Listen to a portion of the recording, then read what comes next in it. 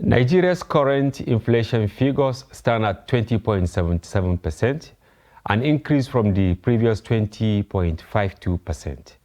While the country continues to grapple with rising cost of living, falling naira against the dollar, the government has on several occasions attributed the state of the economy as one of which has been affected by the global economic crisis caused by COVID-19, climate change, and the war in Ukraine. However, some experts have pointed out that while the government and citizens continue to complain, countries like Saudi Arabia, the United Arab Emirates, among others, like China, have been able to weather the storm. Hello and welcome to Daily Politics. On this program, we discuss issues around politics, policy, and governance. I'm Hamza Idris. We are joined by Aliyu Audu. He is an economist and director, Nigeria Diaspora Investment Summit. We also have Aliyu Ilyas. He's a political economist. Finally, we are joined by Dr. Tope Fasua, an economist who joins us virtually from London. Welcome to the program. Thank you for having us. Thank you. Good. We will take a quick break, and when we return, the discussion of the day commences. Stay with us.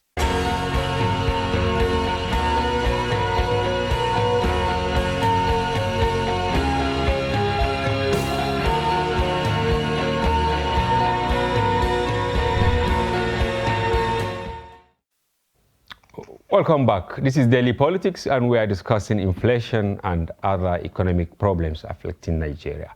Dr. Fasua, let me start with you, if you can hear me. In 2019, you were a candidate of Abundant Nigeria Renewal Party.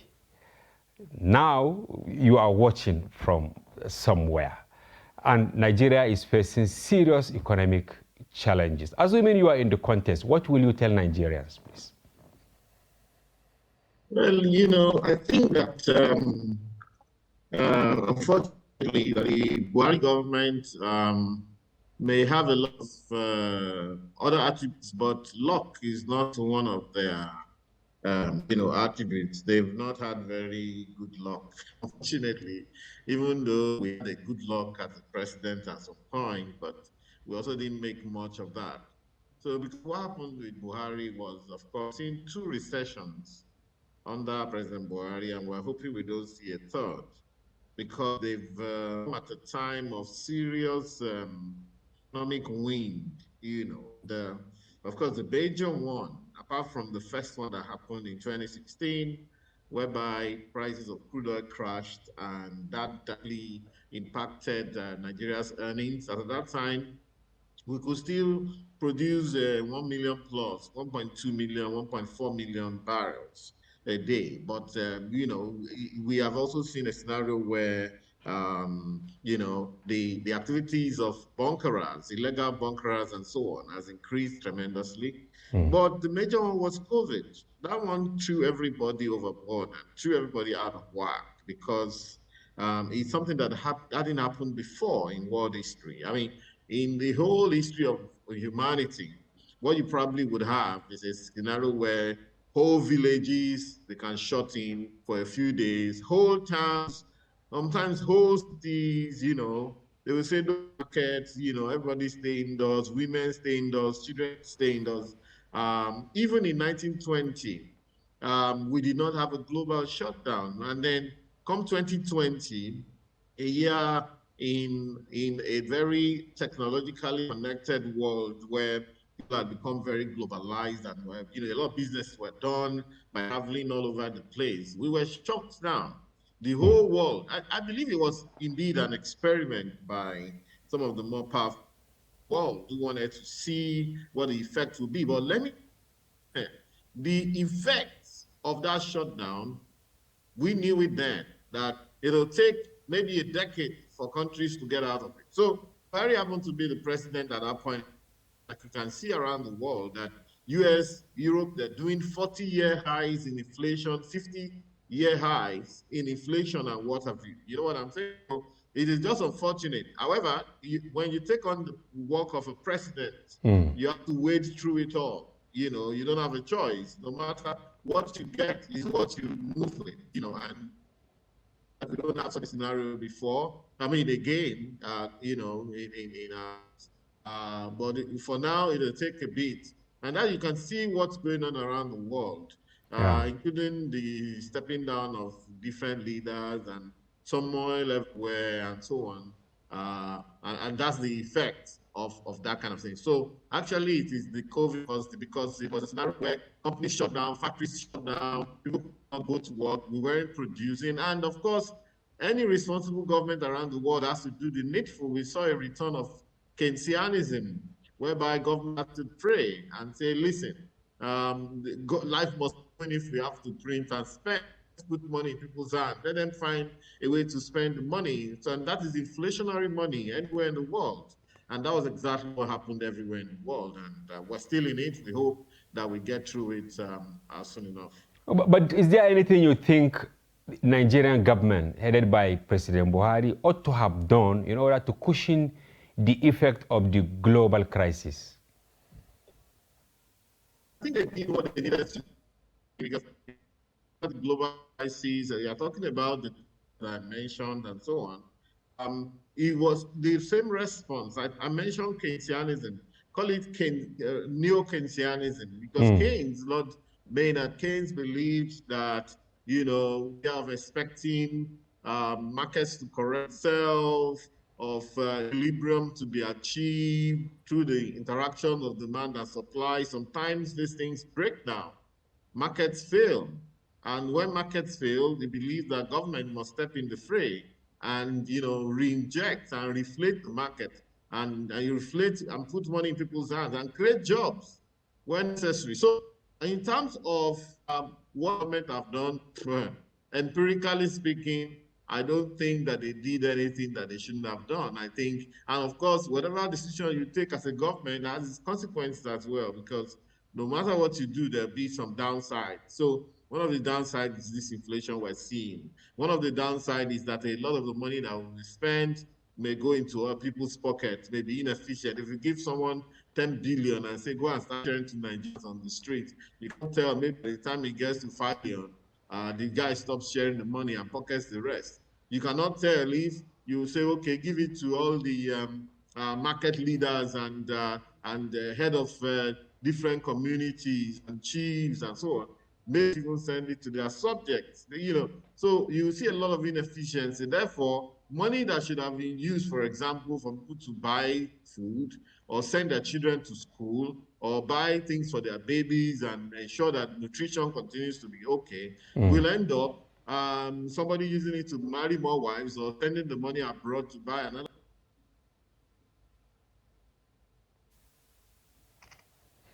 Well, I think we have some issues with him. We will get back to you in a moment. Aliyu and Aliyu, yes, happy to have you in the studio. You heard what Dr.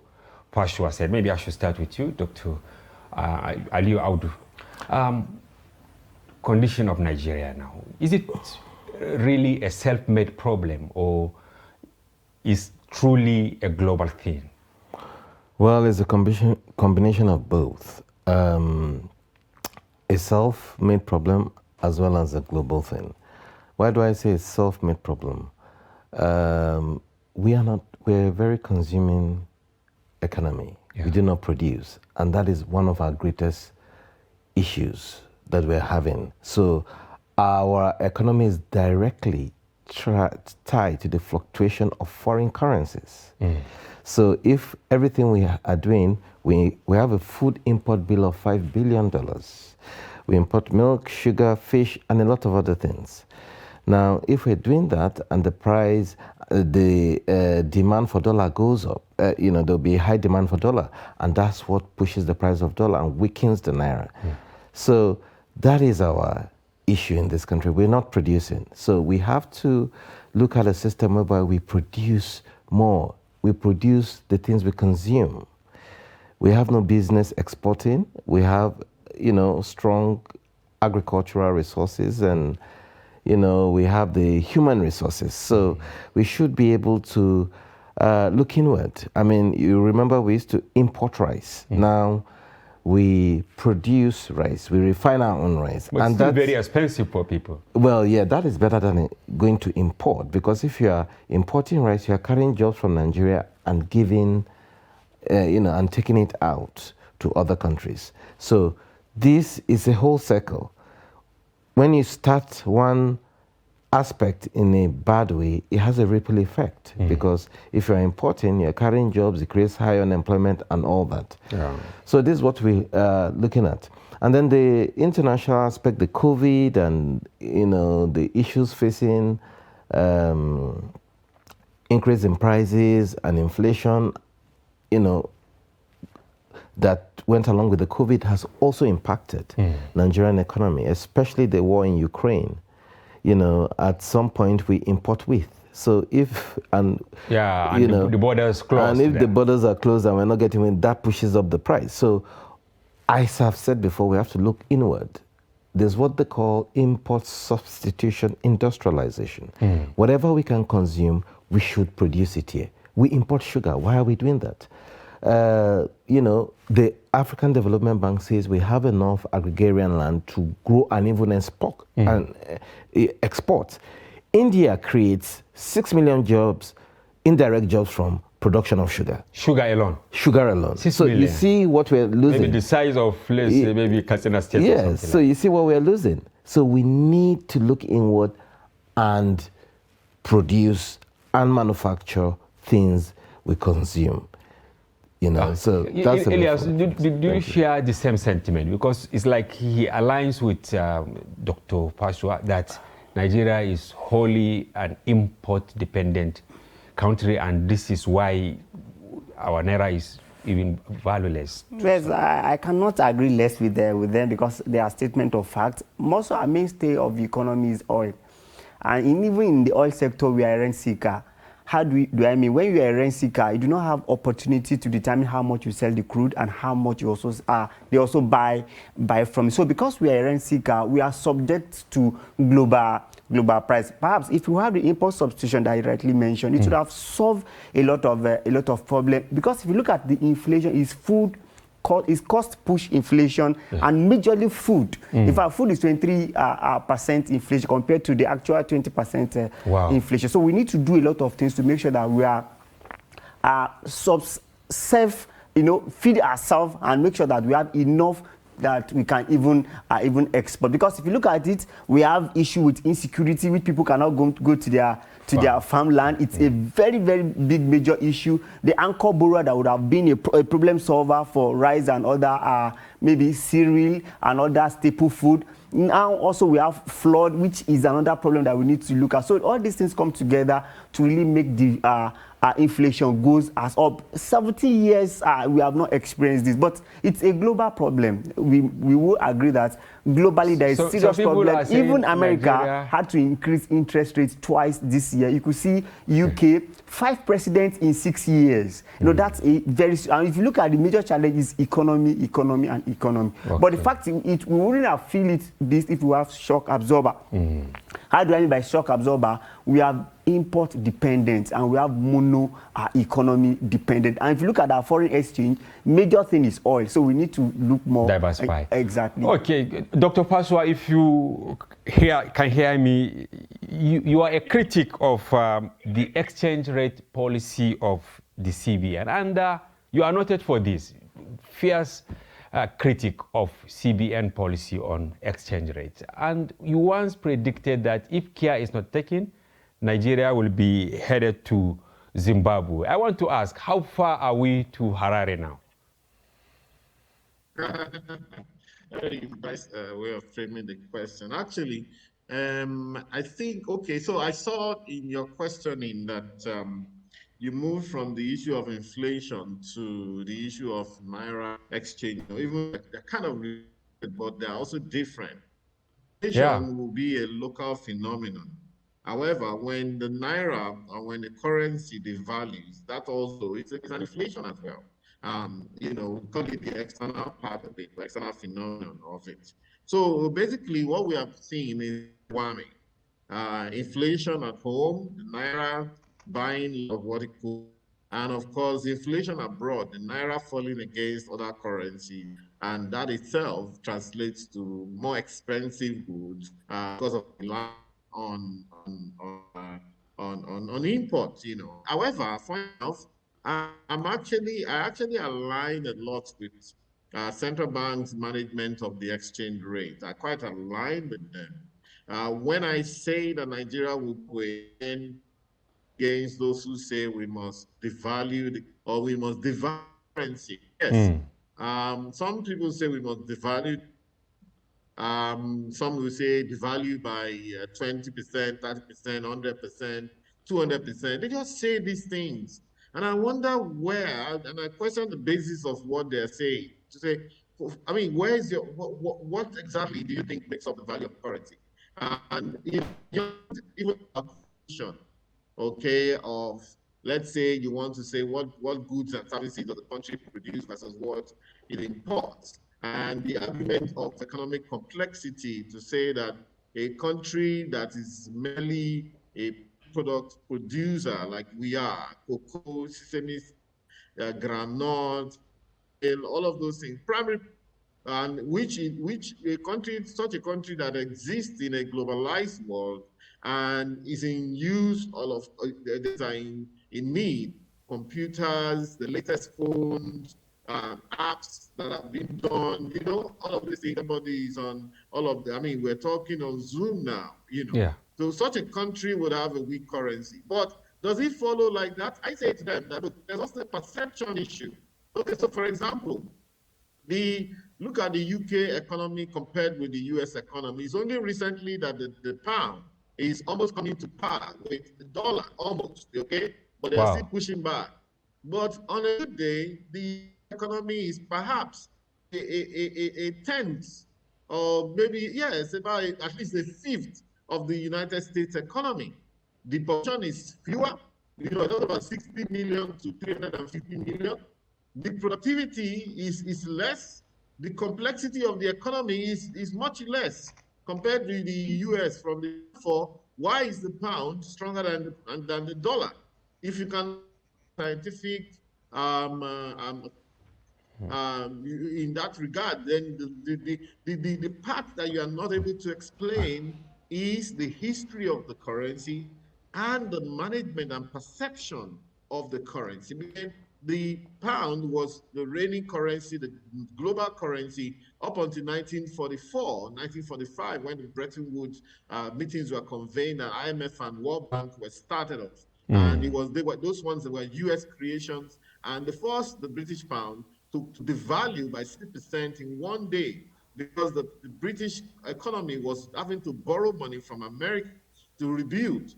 They had a Marshall Plan for Europe. Europe was devastated, did not join the war early until 1941, Pearl Harbor. You know, so everything is strategy. So you do not, if you just come and say, yeah, we want to follow the textbook and we want to devalue or float the currency. I've had to disagree with people like the vice president on some of them. Yeah. Okay, thank you very much. We'll come back to you, Dr. Fasua. Yeah, Aliyu, you all align with the fact that, yes, Nigeria is a import-dependent country. But I'm not an economist, but I'm confused because it's not only Nigeria that is import-dependent. Take United Arab Emirates, for example. Take Saudi Arabia and many others. Some of them import even toothpick. They import apple and all this, but still their currency is good when you compare it with Nigeria. Where is the contradiction? Well, that's a good question. Now, looking at Nigeria, we have a huge population of over 200 million. And we have a large economy. But a lot goes into the management of the economy.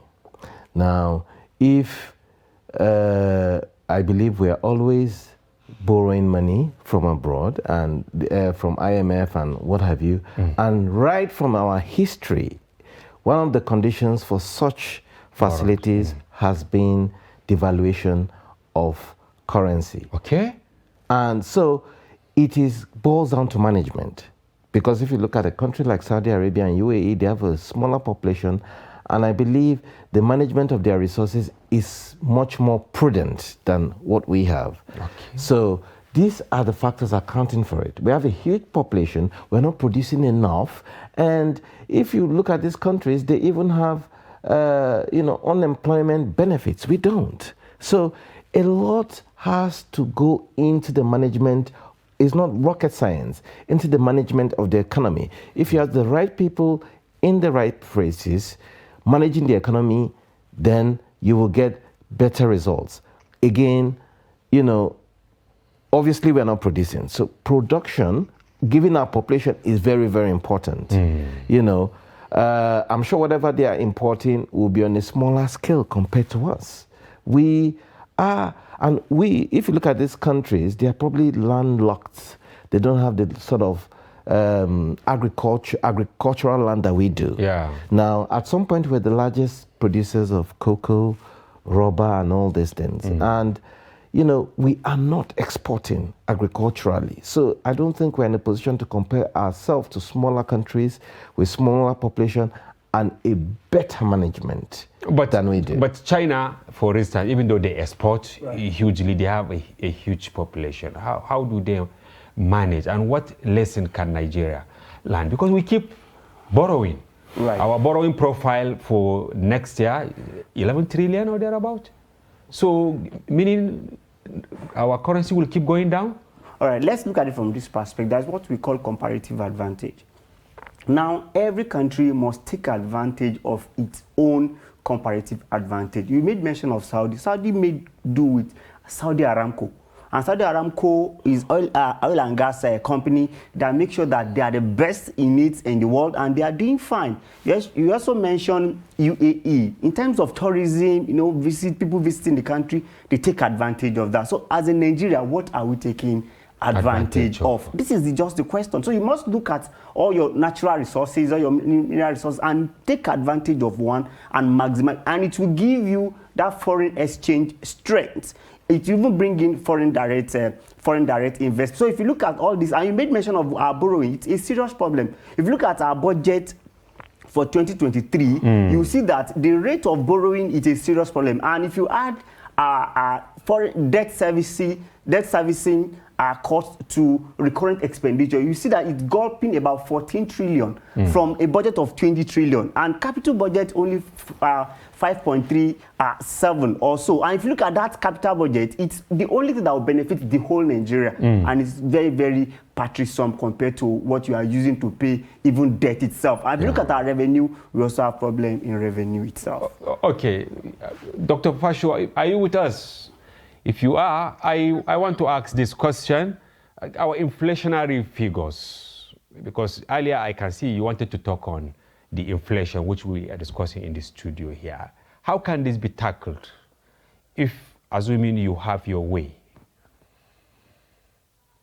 Okay, first of all, I want to say that I want to quickly that the concept of comparative advantage is a bit expired. In contemporary economics, what the top economists and Nobel Prize winners have found out, who are really on the study and on development, is that a country must play mass attack. It's like in football.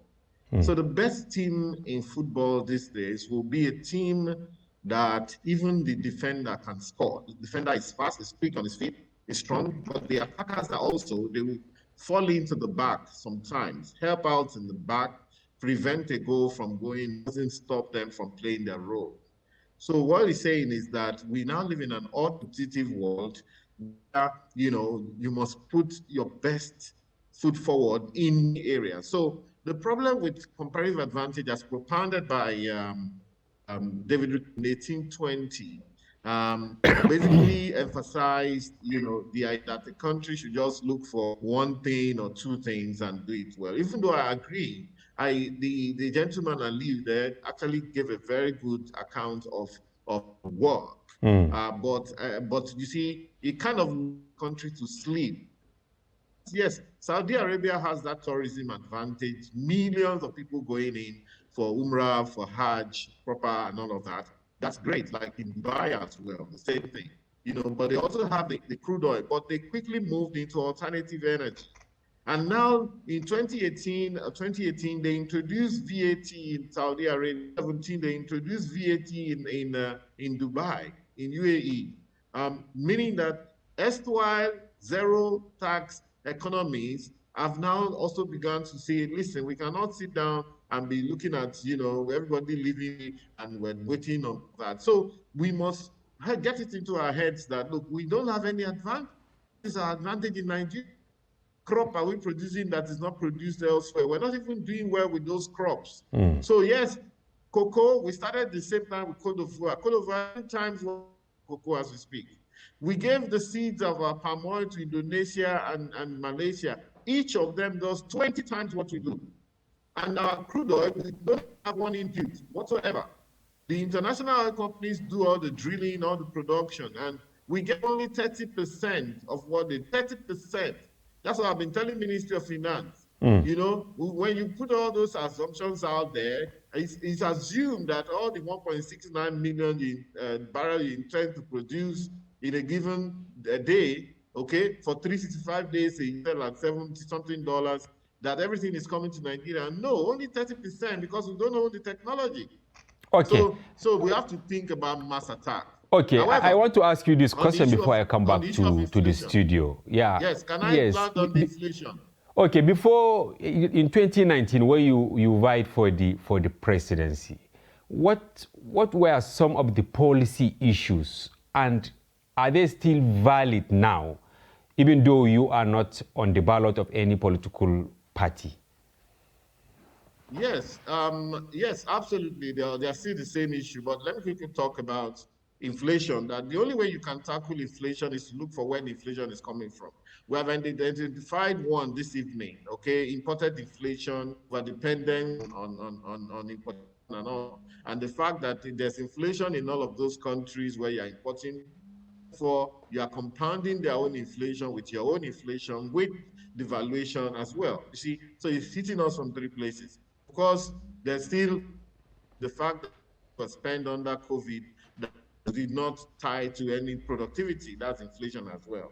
And of course, the suppliers, even local suppliers and producers, are having to readjust their prices in response to the cost of input. That's cost push inflation. So you can see. So in order to tackle inflation, you have to look at all of those. So in terms of what I ran for, all of the issues are still there. Security issue. In fact, some of them have become a bit, but it is what it is. Economy continues to be an issue. I'm an economist, and a lot of what I depends on the economy. I will still continue to offer my ideas because I never stopped writing and speaking and granting interviews since then. So, but some of I'll probably still share a couple of things that I had in mind. For example, on the issue of structure, I believe Nigerian students, that we have a lot to catch up with. And I believe that until we get our students to begin to maintain in infrastructural development and maintenance, as an experience, we will in the woods. In other words, I'm saying that, to a large extent, Nigerian students in engineering should be the ones solving our rural electrification problem. They should be the one, they should get involved in patching roads where they are and put something on their CV. The big companies, the big construction companies should mentor them. And so, when they're leaving university, you don't go and bring people, your Chinese company coming to work in Nigeria goes to bring Chinese laborers to Nigeria. No. And you tell us that our own graduates don't have experience. So what it takes, I think maybe our population, our youthful population is our core advantage. Perhaps if we're going to use anything in terms of comparative advantage, that's what we should use. And so I think that until we begin to do what they call factors of what we have to get what we want, to do that, we'll not move forward. So the issues remain. I believe that, again, one of the things I propounded was, I believe that there's work in this country that hasn't been given out for whatever reason. That even public sector, for example, the children out of school, that is work for construction classes, for social, to take those children off the streets and make sure they don't return, to care for those children, and for teachers. Millions of jobs are there in security, in environment, in education, and so forth. So all of the issues still remain, and of All course, right. some of them may have been Okay. touched.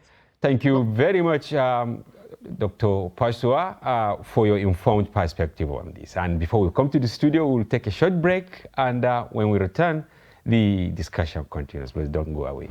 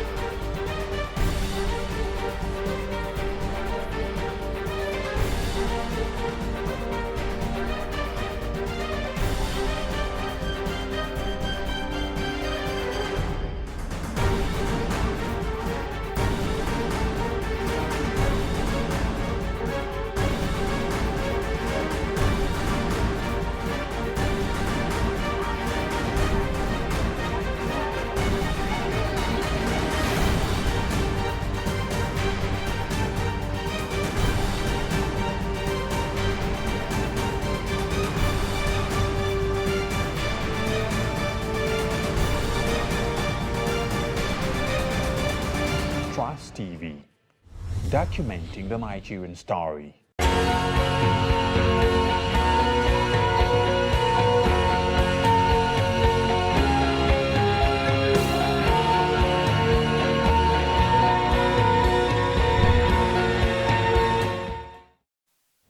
Welcome back. If you are just joining us, this is Daily Politics on Trust TV. We are discussing Nigeria's economy ahead of the 2023 elections. We have Aliyu Audu, an economist.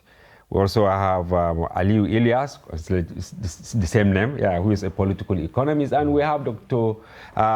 Tope Pasua, who joins us via Zoom. Welcome back.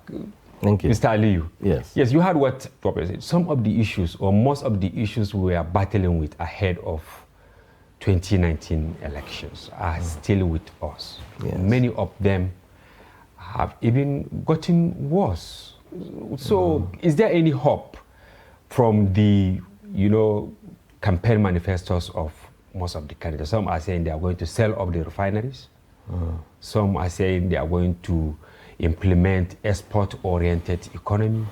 Some are saying they will create jobs. How are they going to do this? Because this is what people are asking.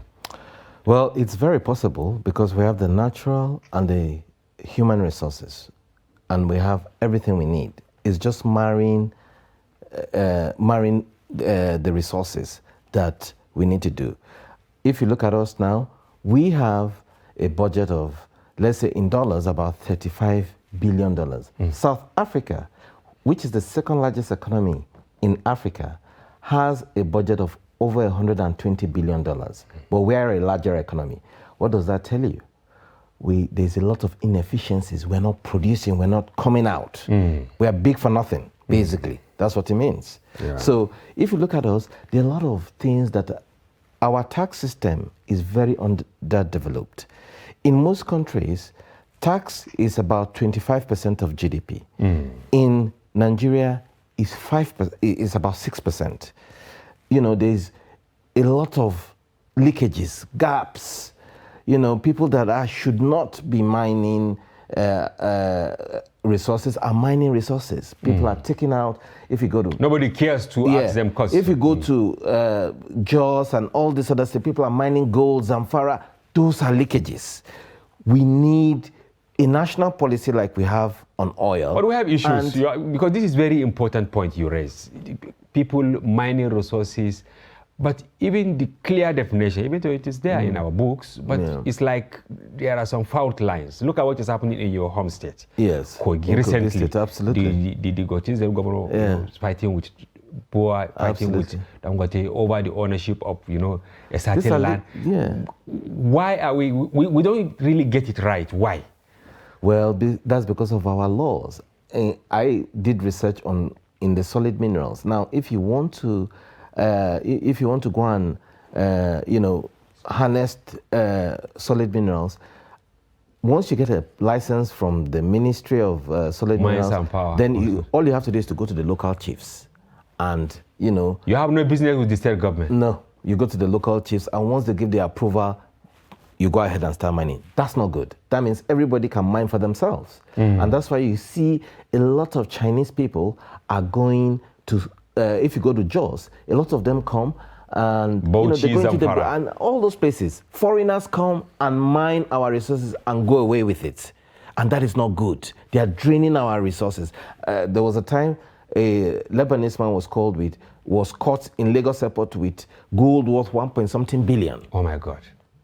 These are the leakages I'm talking about. We have the resources, both natural, and we have the human resources, but we are not benefiting from it. Other people are benefiting from it because our laws are not strong enough. So this is where the legislators need to overhaul the laws to protect us. So that majority of Nigerians can benefit from it. The National Assemblies, the Senate President said they don't have power, of course, it's true, to prosecute. And people are saying we have some of the finest laws across the world. For petroleum, for instance, look at the PIA. But still, look at the leakages, because he spoke on leakages, especially in the mining sector. What we have in the oil sector is also terrible, because assuming we are getting it right on the oil front, I don't think if we will be in this mess. It won't be as deep as this. Now, if you look at the 2022 budget itself, our expectation is 9 trillion from oil and gas. But from January to April, our expectation also is 3 trillion. We could only do 1.2 trillion. That's a huge 50% or less. It's about 39%, that we can actually do within that short period. And what's the problem? Oil theft and vandalism. And if you look at the major issue, it's a very serious issue that we need to take critical action on. But however, who are the people behind all this? And these are what we need to look at critically. And like he said, PIA has come to solve a lot of problems. And I think that is part of it. Maybe with NNPC Limited now, I think maybe it will have a reduction in this level of oil theft. However, being a mainstay of the economy, and we are at this level, still 2023 is going to be a serious more challenge, because if you look at the expectation from oil, I think it's 1.9 trillion. That is I think government is not too ambitious in that, because they are looking at government-owned enterprise to bring more money. That's about 2.24 trillion. So I think they have also seen that this pipe vandalism is becoming a very serious issue, and I think it's just started. We will see more more deep thing into this, because these are mainstay. We need to manage it very, very well to the benefit of Nigerians. Do you share the same views as former Emir of Kano, Sunusi, and even El Rufai? Just last week, they all called for the scrapping of NNPC, even though they are trying to actually reinvent themselves. They are becoming commercial, but he said they have no business. Is there no contradiction? Because I am interested in all these contradictions. Aramco in Saudi Arabia, turning in billions of dollars. British Petroleum. But here we are, while government has fine-tuned the PIA, some people who are actually seen to be enlightened, calling for the scrapping of the enterprise. Well, I prefer such an enterprise to be owned by government, because like Aramco? Yeah, like Aramco. NNPC should be owned by government, because... But they failed since 1960. Yeah, I believe that's mismanagement. Now, if you put that in the hands of the private sector, it will be completely commercial. And I do not think we are ready. There should be public industries, in my view. There should be public industries which are owned by the government, because there will be a lot of subsidies that will be needed in that industry. And if you put it totally in the hands of private sector, such a national good, then it will become completely commercialized, and it will be the interest of, the investor. So I do not think it's appropriate. We can commercialize maybe 49% of it, but 51% of it should be maintained in the hands of the government. Just like the Ethiopian Airlines that they're trying to bring for national interest, because as you can see, if you look at the the Nigerian Airways that is coming up, I think 51% is going to Nigeria and 49%. But that is another big contradiction. Yeah. We have an article today in the Daily Trust. Somebody wrote that Ethiopian Airlines is the cash cow of the Nigerian Airways. No, Ethiopian as a country. Absolutely. Is their pride. Yeah, it's their it's pride, like of course. What oil is to Nigeria. And now we went and brought them. Yeah. Do you think they will even give us what we want? Because we are becoming competitors to them. I don't know. Well, the fact just, if you look at Ethiopian, they have the airline and agriculture, and that's their mainstay of the economy, and they are managing it very, very well. The fact remains that if we bring them at the start, and later we find a way to really do more and invest more, even at the start, will they really do something? No. At the start, you need people that will manage it because our major issue is management. Who will manage it to the benefit of the Nigerian? That's the first thing that we should look at. So if we are bringing an investment from out and they are managing it from their own perspective, I think it should be very, very, because if you look at, they are not only doing in aviation business only, they are also making use of the value chain. Remember, even the food they eat on the aircraft and every other thing, they take advantage of those value chain. So how well are we going to harness the value chain? Because it's not only the business itself, how about the value? And that's why I don't envy whoever becomes the president of Nigeria in 2023. Because of the rot. The person is going to have to do something very, very urgent. You know why? If not, the person will go the way of Liz Truss in presidency. Yes, that's what will happen. Because Nigeria are waiting for something actionable action that will take us from where we are. And that's why if you look at their policy, Atiku is coming up with capitalism. I was wondering, because we have to interrogate all what they are saying. They're coming up with capitalism, and if you come up with capitalism, winners take all in capitalism. Where will Almajiri be? And Asiwaju Tinubu is saying is going to have a commodity exchange. It is there already. What is something new you are bringing to it? The third person will also bring statistics and what have you. How do we move from consumption towards production? What are the things we are bringing on board for it? Because you need energy to achieve that, you need security to achieve that, you need people to get job to boost our GDP, not even GDP, because GDP is figurative. We need something productive. Do you get? We need development that is going to be physical. It will show in the lifespan of people. It will show in the HDI. You know, these are the things that we want to see. But does this call for Nigeria to actually define its type of democracy, its type of economic policies? I'm asking this because a few years ago, we shut all our borders. Here we are now in the studio talking about we are import dependent, we should export more. And they shut the borders, you can't even take it out, you can't bring in. So where are we? Yeah, I think that issue about shutting the borders, I was in support of it, because if you notice, when they shut the borders, they were not letting things to come in. I think things could go out, but things could not come in, because if you look at the textile industry, before we had 110 textile industries. Now we only have 10 that produce, the Arawa textiles is gone. What is causing this? There's what they call dumping by the Chinese. If you go to Wapa in Kano, the Chinese brought a lot of textiles from China and gave it on credit to the traders there and say, well, sell it and pay us later.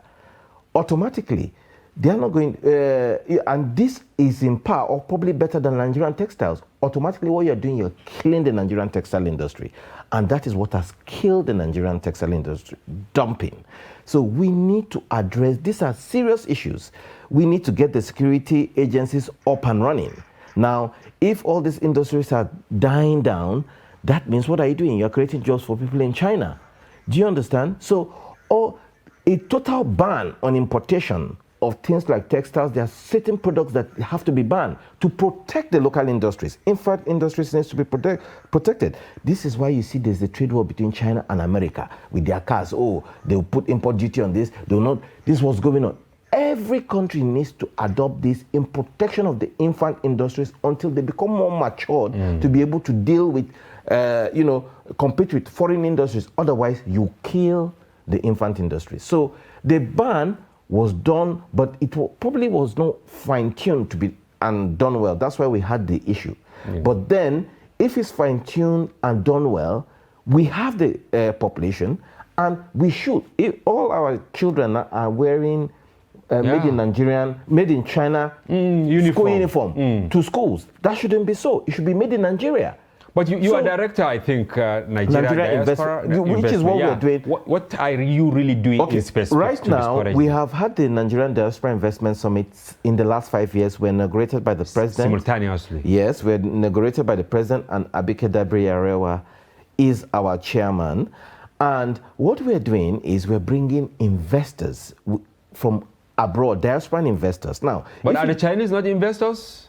Well, we don't restrict it to any country. Okay. Any country can come. No, I'm trying to make reference to what they are doing in Kano. Yes, absolutely. Well, maybe there should be restrictions. Not that sort of invest. We're talking about coming to invest in terms of bringing capital to invest. Not yes. Not to bring not to bring products. No, that's dumping. Investment is different. Yeah. Now, if you look at the diaspora bring about $20 billion to Nigerian economy every year. Now, what is the size of our budget? The size of our budget is about $35 billion. So the diasporans alone are controlling an economy almost the size of Nigerians' budget. Wow. So that's why we came up with the idea that we're going to have Nigerian Diaspora Investment Summit to bring in investors to invest in Nigeria. We train local businessmen to come and pitch. So if you have a business, you're looking for money, we give you an opportunity to pitch, and you pitch, and we match you up with investors that are looking to invest in different aspects. We have agriculture, we have ICT, we have real estate, we have education, we have even, so we have different areas that people can come and pitch their businesses, and then investors will come and invest. The summit is taking place on the 16th and 17th in Banquet Hall Villa. So we invite all Nigerians to come and participate. And if you're looking for funding, because one of the issues of SMEs, of businesses, is lack of funding. So we are trying to provide that. And if there's funding, businesses can be able to have the necessary funding and, start their businesses, and this creates employment. So this will solve a lot of issues, economic issues facing the country. Okay, Ilyas, yes, in 1 minute, what are your thoughts for the candidates? Because our discussion is Nigeria's economy ahead of the election. All right, most candidates has to come up with a structural solution, which has to do with short term, long term, and short term, mid term, and long term. You must come out with that, and Nigeria, and it must not be only federal focus. If you recall, during Obasanjo, we have what we call needs. From needs, we go to state, we call it seed. From state, we go to local government, we call it leads. Government have what we call economic plan of 2021 to 2025. People are not taking advantage, are not queuing into it. So you must bring a policy that will cut across the federal, the state, and local government, and the citizen will buy in. If we do that, we can have a development. And if I understand you, is that they should come with specifics. Specifics, yes. They should stop throwing figures. No, we don't know those structural, something structural that we can follow as it has Okay. Yeah. They should have a manifesto. 30 seconds, please. They should have a manifesto for various sectors of the economy, the health sector, the education sector, the manufacturing sector, and they should tell us how they are going to grow these sectors. Very, very important, because these sectors are the sectors that grow the economy and provide jobs. Very specifically. And this is what is expected of them. All right. Thank you very much, Aliu Audu, for your informed perspective. Aliu Ilyas, for your well-informed advice for the candidate. We also wish to thank Dr.